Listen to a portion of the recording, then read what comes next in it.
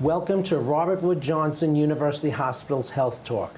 I am Dr. Douglas Jashinsky of Robert Wood Johnson Physician Enterprises, Warren Internal Medicine. Sometimes, even after weeks of treatment, a wound just does not get any better. Health issues like diabetes can make it harder for a wound to heal and increase the chance of infection. Hyperbaric oxygen therapy can be used to help treat these types of wounds and reduce the risk of health complications. Robert Wood Johnson University Hospital recently expanded its wound care services with the opening of a new center for wound healing at its Somerset campus. It also maintains wound care centers at its New Brunswick, Rahway, and Hamilton campuses. Joining us today to talk more about non-healing wounds and hyperbaric oxygen therapy are Dr. Brandon Zuklie, a podiatric surgeon who is co-medical director of the Center for Wound Healing at Robert Wood Johnson University Hospital, Somerset, and Dr. Catherine Hoyt, a registered nurse and podiatrist who is the director of the Center for Wound Healing at Robert Wood Johnson University Hospital, New Brunswick. Thank you and welcome to the show. Nice to be here.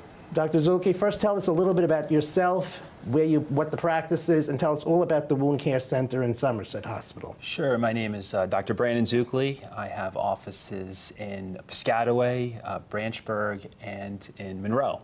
I'm a podiatrist. I treat the foot and ankle and soft tissue up to the knee. We're very excited about the Wound Care Center opening up at the Somerset campus of Robert Wood Johnson. It's slated to open very soon. The Wound Care Center has a good model to follow, following the New Brunswick and Hamilton and Rahway models. So we're very excited. We're going to offer comprehensive wound care for a variety of different wounds, and we're looking forward to opening. Dr. Hoyt, tell us a little bit about New Brunswick. Robert Wood Johnson New Brunswick Wound Care Center has been open for approximately 3 years. We've expanded since then. We have wound care as well as hyperbaric oxygen therapy for any and all wounds. So we have multidisciplinary physicians on board in our physician panel, as well as nurses and hyperbaric, certified hyperbaric techs. Now let's talk about wounds itself. I'm a primary care physician. I do see lots of patients who come with wounds. However, there are wounds that do not heal. Tell us a little bit about wounds that don't heal, etiology, in other words, what causes them, factors comorbidities that go with it, and the reasons why, instead of my taking care of the patient in my office, why I would refer them to the Wound Care Center. Sure, excellent question. A lot of etiologies are involved with wounds. Probably the most prevalent is diabetes, and diabetes can have a couple negative effects on wounds. One is neuropathy, or lack of feeling. So a patient may not have the sensation or the protective sensation, and a wound can be, it could start, and the patient may not even know they have a wound until it's progressed. A second problem with diabetic patients is circulation. There could be decreased circulation in the foot that will not allow the wound to heal. So at the Wound Care Center, our approach, like Dr. Hoyt mentioned, is multidisciplinary. We want to treat the wound on a variety of different levels. As a podiatric physician, our goal is to treat the wound locally at the foot, but that also involves use of an infectious disease doctor if there's an infection present.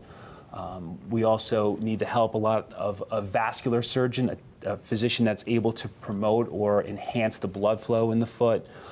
As podiatrists, we want to, what we call, offload a wound, or take the pressure off the wound, or debride the wound, or clean the wound. So a lot of factors are involved in wound healing due to the many morbidities that create a wound.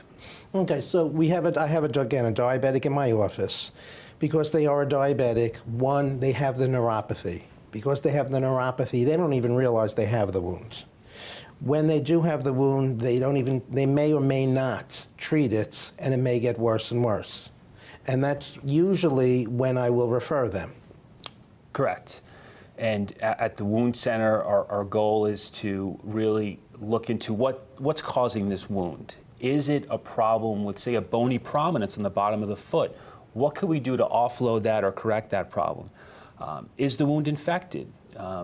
We need to sometimes take appropriate cultures to find out, is there a rare organism that's really not allowing this wound to heal? In addition, we do extensive vascular testing for our patients. Is this wound getting enough blood flow to heal? So at the center, we're able to really approach or attack the wound on many different levels. Okay, so again, we're looking offloading, meaning that we're trying to reduce the weight bearing on the leg. Correct. Thus, in order to help heal that wound. We're having them see you, of course, to look at what's going on, hopefully become the captain of the ship for the wounds, decide what's the appropriate measures, bring in the infectious disease physician to decide whether or not the person needs antibiotic or not, and the vascular surgeon, not only for the diabetes, but also for the person who has peripheral vascular disease, who may also have a wound. Correct.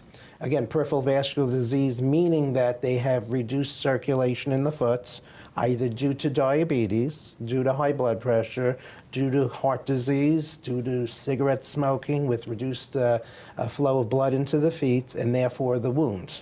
Correct. And you mentioned there are multiple factors. It's not always a diabetic patient. It could be a patient that has peripheral vascular disease that develops a wound, and they could be challenging. That's where a vascular surgeon really can help out with that type of wound. Okay, so the other etiologies or other reasons for the wounds, can you tell us other reasons? Sure. At the wound care center, we treat not just a diabetic foot wound, but also wounds of arterial insufficiency or a portion of tissue that's not getting enough blood.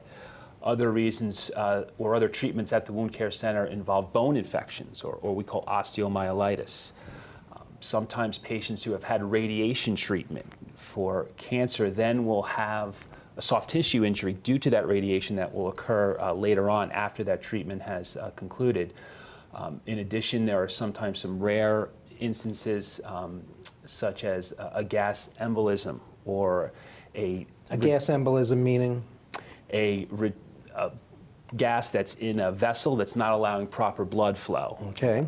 Hyperbaric oxygen at the center is a great treatment for that. Which we'll talk to in a couple of minutes.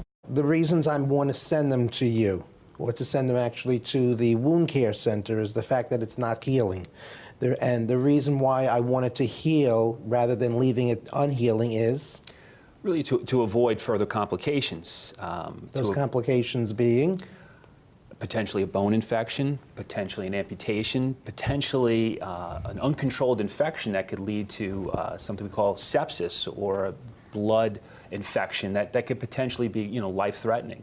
So what we're trying to do is we're trying to avoid like the pictures in the movies, where they show the movies back in the 50s where people used to have the amputation of the toes and the feet due to diabetes or due to cigarette smoking or peripheral vascular disease. What we're hoping to do by sending them to you, and as well as to the campuses in New Brunswick and Rahway and Hamilton, is to avoid that, allow the person to have full use of that limb. Correct. Again, through the center, we have really advanced modalities to treat this, things that weren't available 10, 20 years ago. So our main objective is definitely to reduce amputations, to reduce life-threatening infections. Okay, so again, I've got a patient in my office. I've tried to heal their wound. It's not healing. I send them to you. Tell me what happens from the get-go when they come over to the wound care center. At the center, they're evaluated for their wound. Maybe Dr. Hoyt can add to some of the things that are done initially when the patients are... Dr. Hoyt? Yes. Usually when a patient comes into the wound care center and we first greet them, we find out where the location of the wound is. For example, let's say lower extremity. Then we would fit them with the physician that we feel, again, this is over the phone or when they call up, but we would try and fit them with the physician that would probably best help figure out that etiology, as Dr. Zuklie was talking about. So we make an appointment with that physician. Again, we have a multidisciplinary physicians on board, vascular surgeons, podiatry. They come in and they get seen by that physician. We do basically a head-to-toe assessment. We take the whole patient into consideration, not just the wound. There are nurses there as well to greet them and assess them, as well as the physician. And then they try and, from that initial visit, try and figure out, again, what the etiology is or the reason for the wound and why it isn't healing. At times, for example, Dr. Zuklie, as a podiatrist, would notice that there was lack of circulation or another issue, and he can refer then within the center, because again, there are physicians on board, multidisciplinary, can refer them to a vascular surgeon another day to do further testing to basically fix the problem and help the wound heal. And usually they come in once a week, sometimes twice a week, again, if there's other physicians that are referred, and hopefully heal the wound. So for the average diabetic who comes in with a wound, what do you think is the length of time that they come to the wound care center until it's finally healed? It depends on the comorbidities or the other problems that they may have on top of the diabetes, such as heart problems, coronary artery disease, if they have lack of circulation. We try and use all the advanced modalities that we have to heal that wound as fast as possible in order for those complications, such as amputation, to prevent the amputations and basically heal the wound as quick as possible. Everybody's different, so it's hard to put a finger on it.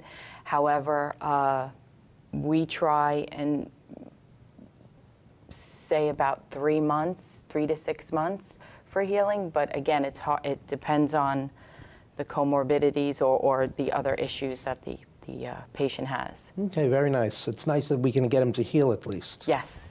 Now That's the goal.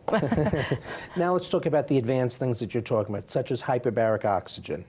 Since you've been using hyperbaric oxygen, tell us what hyperbaric oxygen is, why we use it, what it does to help promote the healing. What I like to explain to my patients when they come in is hyperbaric oxygen is oxygen under pressure. So it's healing from the inside out. You basically are placed in a chamber and you get to watch TV in there, so it's very relaxing, and all you do is breathe and relax. And because it's under pressure,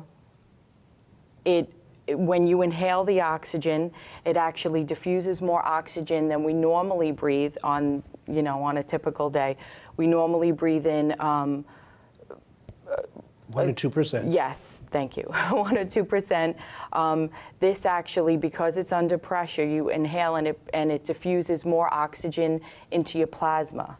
So then it basically diffuses as well, or through circulation, and diffuses into your extremities. So you're actually getting more oxygen to your extremities than you would in everyday life.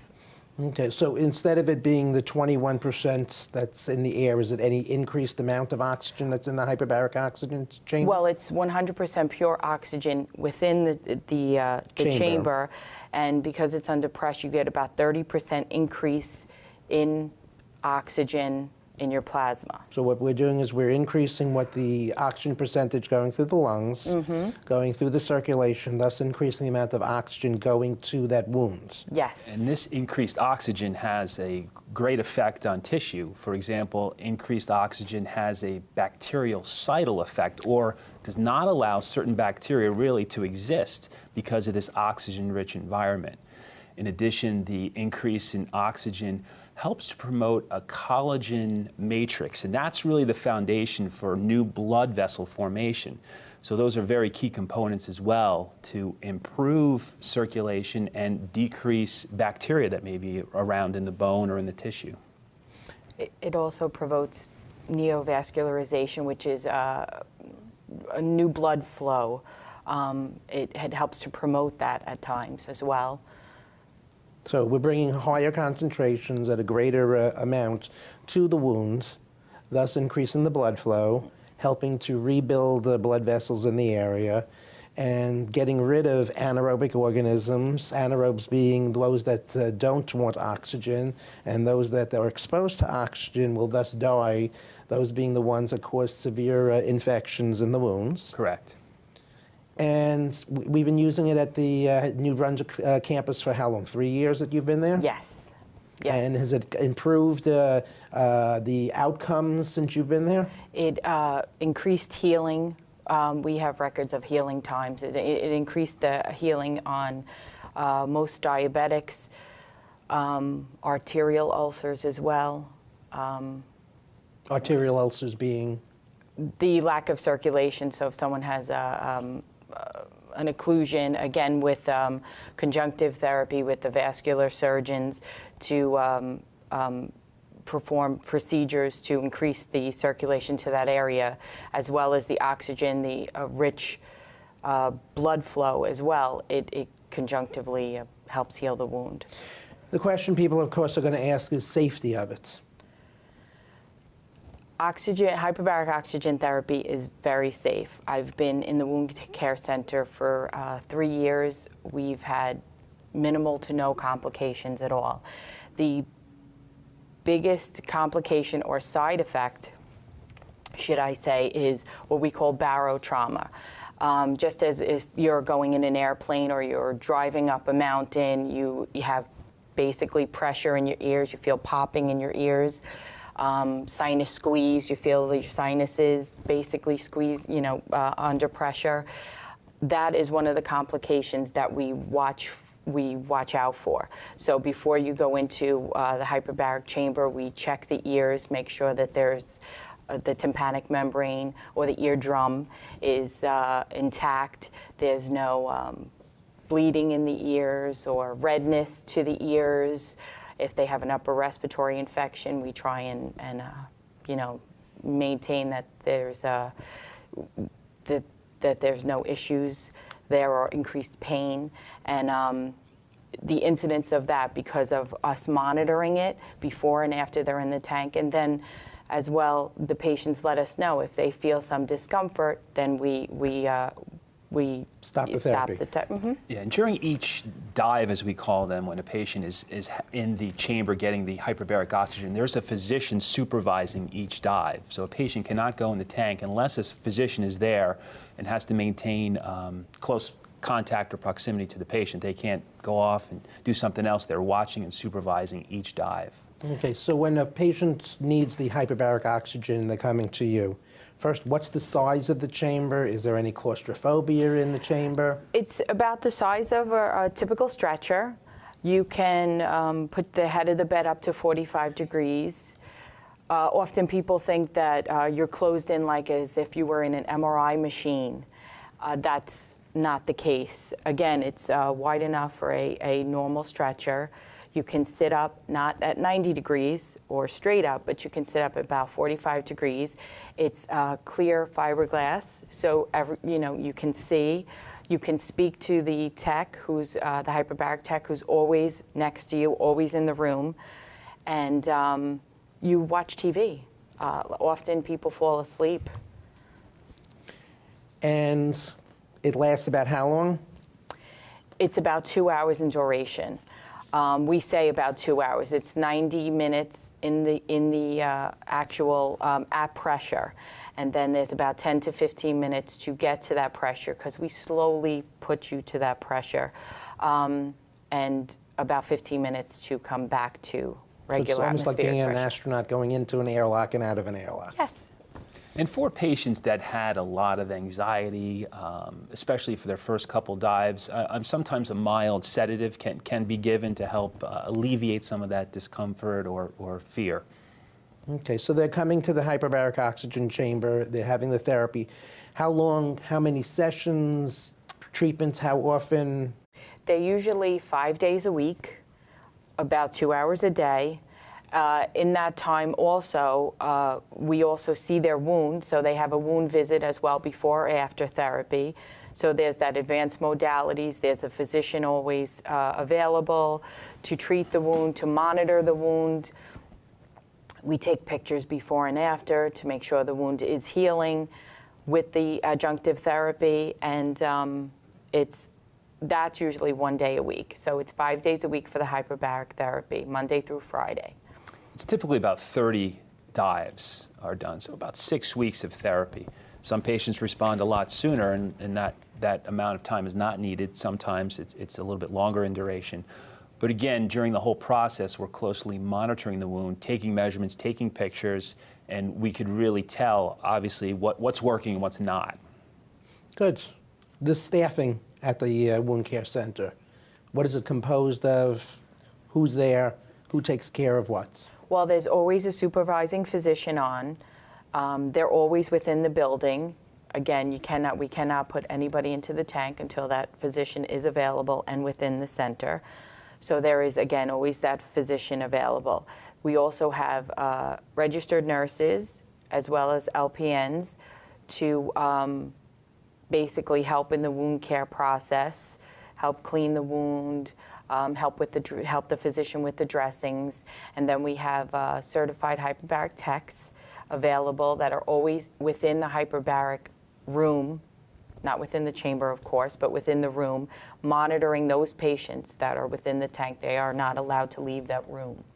And these nurses that are within the facility are really surrounded by wounds day in, day out. So they really know wounds, and it's quite impressive sometimes to work with the staff and really see how much they know. And it's almost like having another physician in the room because they have so much experience, so much exposure to these wounds. Well, again, the whole idea of being in a wound care center is that we want people who see hopefully the worst, can treat the worst and make it the best. Correct. Unlike, I see those things in my office, but not nearly as many as you do. You have the experience with it. You know the right way to treat it. You have the multidisciplinary approach to it, which I can't do in my office. Correct. Or I can't do in my office either. So we have help. And the Wound Care Center in New Brunswick's been open now for 3 years, correct? Yes. With you? Yes. And it's open Monday through Friday. Are there any evening or Saturday or weekend hours or anything contemplated? Not currently. We're trying to work on that. And since we're just opening up the Wound Care Center in Somerset, we don't know. We are probably just at Monday through Friday, and hopefully down the road we'll be doing some more with that also. Right, at this time, Monday through Friday, normal business hours. And then again, you see these wounds that, again, I can't or you can't really take care of adequately in our own office. So we're sending them to a terrific tertiary care facility at Somerset Hospital, New Brunswick, Hamilton, Raway, to hopefully treat something. In Somerset. And Somerset. I'm sorry about that. I thought I said Somerset first. Oh, okay. And to thus treat them, allow it to heal, and allow the person to continue with a good life. That's correct, and it's encouraging to see the results. I've been exposed to the New Brunswick campus, and to see the results that are obtained is really rewarding for the physician and mostly to the patients, because it really works, and it's a great thing to see. So before we conclude the show, we'll start with you, Dr. Zuklie. Give us some words of wisdom patients should know about for the Wound Care Center in Somerset. Right, we're in the hospital at Somerset in Somerville. We're very excited about the opening. Right now, there are infectious disease doctors, vascular surgeons, other podiatrists on staff at the center. We're, again, very excited. We should be opening the next week or two, and our goal is, again, multidisciplinary and really to treat the wound, avoid serious complications. And Dr. Hoyt, tell us last minute on New Brunswick. I want to let everyone know that there is an option. Sometimes patients come in and they're afraid, they're scared, they feel that the wound isn't healing and they have no other option. And this is, we're attacking that wound from all ends and to trying to get that wound to heal. So one thing I hope someone takes away from this is early intervention. The minute you feel you have a wound and it's not healing correctly, come on down. Terrific advice. Hopefully someone out there hears that advice. The fact that something is available to heal a wound that's not healing. Thank you both for being at the show today. Thank you. No problem. This concludes today's episode of Robert Wood Johnson University Hospital's Health Talk. Please remember, the opinions expressed here by our medical experts are not a substitute for medical advice from your own physician. If you need a physician, please call our physician referral line at 888-MD-RWJUH. For more information about the wound care services at Robert Wood Johnson University Hospital, please visit us at www.rwjuh.edu. Thanks for watching the show.